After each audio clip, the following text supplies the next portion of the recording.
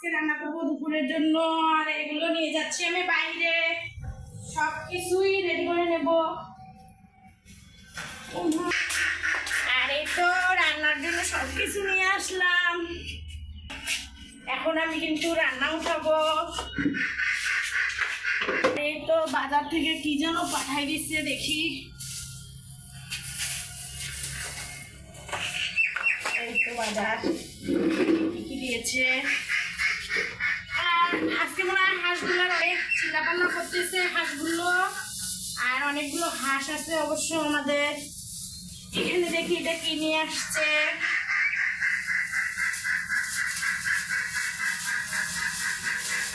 এখন আমি এই যে ঢেলে নিচ্ছি। এটা দেখি, ও মাংস নিয়ে আসছে, এখানে মাংস নিয়ে আসছে। আর এই তো দেখেন মূলো শাক, নতুন শাক। আজকে আমি এটা ভাজি করব, খেতে কিন্তু ভালো লাগে আমার মূলো শাক। আর একদম নতুন শাক।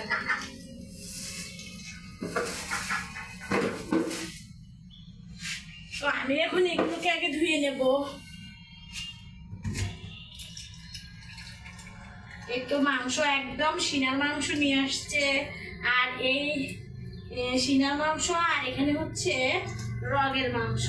আর রগের মাংস কিন্তু রান্না করলে তাড়াতাড়ি সিদ্ধ হয় আর খেতেও ভালো লাগে। আর এই তো সিনাও নিয়ে আসছে।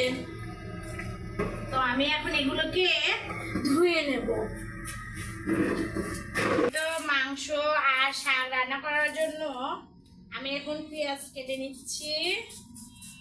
আর আজকে আমি মাংসটা রান্না করব পেঁপে দিয়ে। এখানে আমি এই যে পেঁপেটাও নিয়ে আসছি। তো মাংস দিয়ে যদি আপনি পেঁপে রান্না করে খান অনেক ভালো লাগে। আর মূলা শাক তো দেখতেই পারতেছেন। আর এই মূলা শাক কিন্তু আমার অনেক অনেক পছন্দের একটি খাবার। আর মূলা শাক ভাজি করে যদি একটু গরম ভাতের সঙ্গে খাওয়া যায় তো আরও কিন্তু ভালো লাগে। তো আমি এরপরে পেঁয়াজ কাটার শেষে মূলো শাকটাও কেটে নেব। তো আজকে কিন্তু আমি রান্না বান্না করব মাংস দিয়ে পেঁপে আর মূলা শাক ভাজি। বেশি রান্না করব না, কারণ অনেক গরম, অনেক অনেক, এই জন্য রান্নার পারে বসে থাকাটাই মুশকিল। তারপরেও মেয়ে মানুষ রান্না করতেই হয়। আর আমরা তো গ্রামে থাকি, গ্রামে কিন্তু গরমটা আসলে অনেক বেশি। এখন আমি মূলা শাকগুলো কেটে নেব। আর মূলা শাকগুলো কেটে নেব হচ্ছে পোলা দিয়ে। তো এরকম করে কাটিয়ে মূলা শাক রান্না করলে ভালো লাগবে। আর অনেকে আবার হচ্ছে একটু চিড়ে নিয়ে রান্না করে, তো আমার কাছে এটাই ভালো লাগে। আর এখন আমি মূলা শাকগুলো কেটে নিচ্ছি, কারণ এই প্রথম মূলো শাক নিয়ে আসছে বছরের।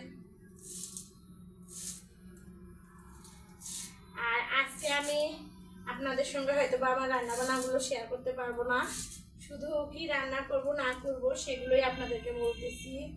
তো বুঝতেই তো পারতেছেন আমি আজকে তাহলে কী কী রান্না করব। আর এখানে তো সব রান্নার আয়োজন করে নিয়েছি।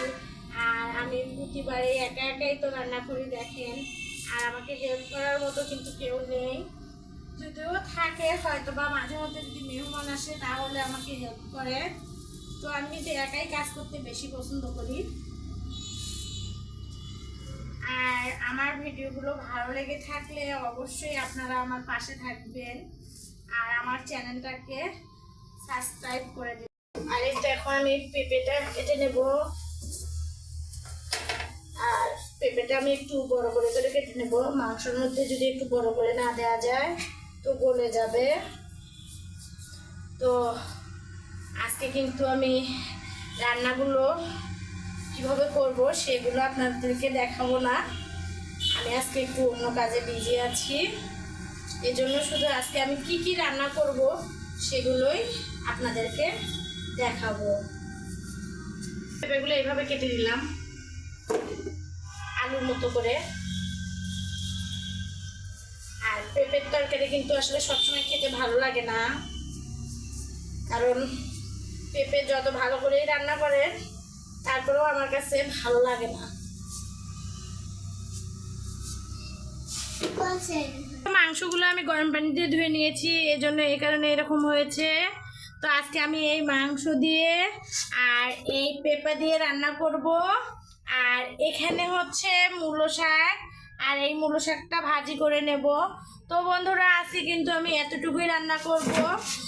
আপনারা সবাই ভালো থাকবেন। আল্লাহ হাফেজ।